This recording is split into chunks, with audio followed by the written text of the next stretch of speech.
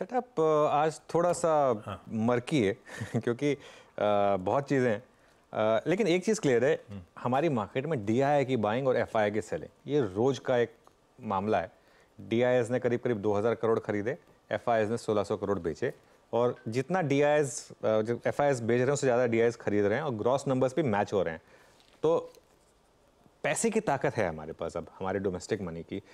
अच्छा, एक रीज़न हमारी मार्केट क्यों इतनी नहीं गिरती है आशीष, वो ये भी है क्योंकि डोमेस्टिक पैसा इतना जो स्ट्रॉन्ग आ गया उसकी वजह से हमारी मार्केट अब इस समय उस फेज से जा रही है जो यूएस मार्केट 60 साल पहले या जापान जो 50 साल पहले जो जा रही थी। ना सिर्फ मार्केट, हमारी इकोनॉमी, हमारी politics.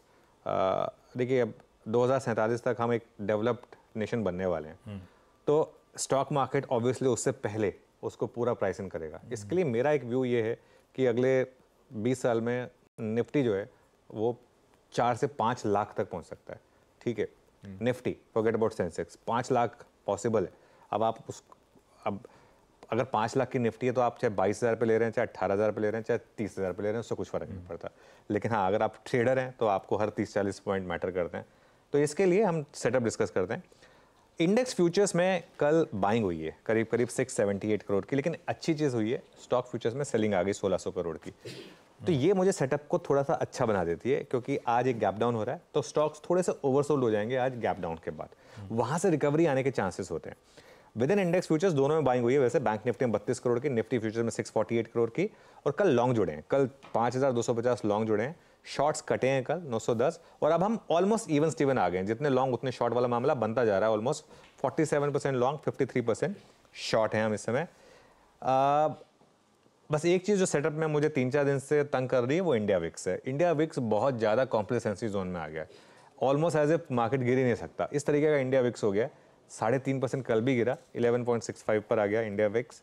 Put call ratio neutral zone में 1 पर है वर्सेस 1.07, और F&O बैन में एक स्टॉक ऐड हो गया, हिंदुस्तान कॉपर, क्योंकि मेटल्स में काफ़ी बाइंग है।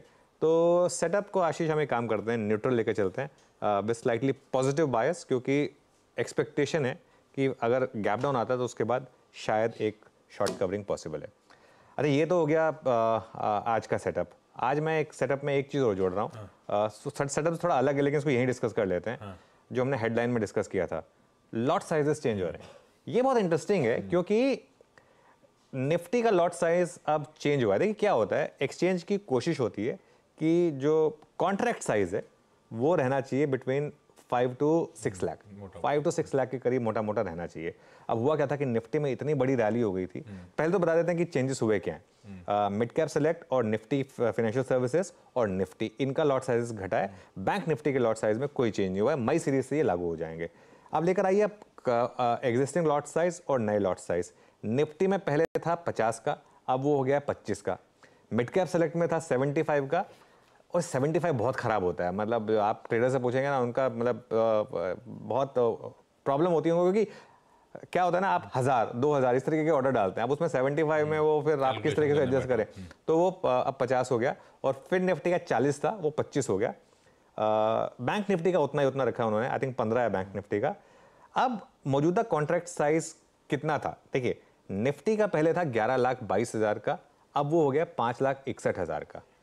अब बहुत लोग बैंक निफ्टी को प्रेफर कर रहे थे अब तक, क्योंकि बैंक निफ्टी का कॉन्ट्रैक्ट साइज निफ्टी से छोटा था, 7,13,000 का था, अब वो उतना ही रहा। 7 लाख के सामने निफ्टी का 11 लाख था, अब बैंक निफ्टी का 7 लाख ही रहा, लेकिन निफ्टी का 561 हो गया। तो अब हो सकता है कि वापस एक बार थोड़े से वॉल्यूम्स निफ्टी की तरफ शिफ्ट हो, ये पॉसिबल है। इसको और दूसरे तरीके से समझा देते हैं, मार्जिन कितना इम्पैक्ट होगा। अब तक कितना मार्जिन लग रहा है एक लॉट पर, एक लॉट की बात हो रही है, ये पहले इसमें बहुत कम मार्जिन लगता था। एक लॉट पर निफ्टी फ्यूचर्स पर अब तक 1,28,000 के करीब का मार्जिन लगता था, अब 64,000 का मार्जिन आपका बेसिकली लगेगा। और अगर आप एक स्टैडल सेल कर रहे हैं तो 24,860 का मार्जिन लगता था, अब 12,430 का मार्जिन लगेगा। बेसिकली मार्जिन आधा हो गया। ठीक है, तो निफ्टी फ्यूचर्स के वॉल्यूम्स मुझे लग रहा है कि फिर से थोड़े से बढ़ने चाहिए। क्वांटिटी ब्रोकरेज कंपनी रडार पे आ जाएंगी, हर लॉट पे दलाली लेते हैं हमसे वो। हाँ, नहीं, आजकल तो हर लॉट लेने वाले तो बहुत कम हो गए हैं। आजकल तो हर ऑर्डर पे 20 रुपए फ्लैट ब्रोकरेज लगती है, लेकिन फिर भी कई कई लोग हैं। लेकिन देखिए वॉल्यूम तो बढ़ेंगे, तो ऑब्वियसली थोड़ा सा इस पे इम्पैक्ट ठीक बात। तो निफ्टी बैंक से शायद निफ्टी की तरफ फोकस वापस शिफ्ट हो सकता है।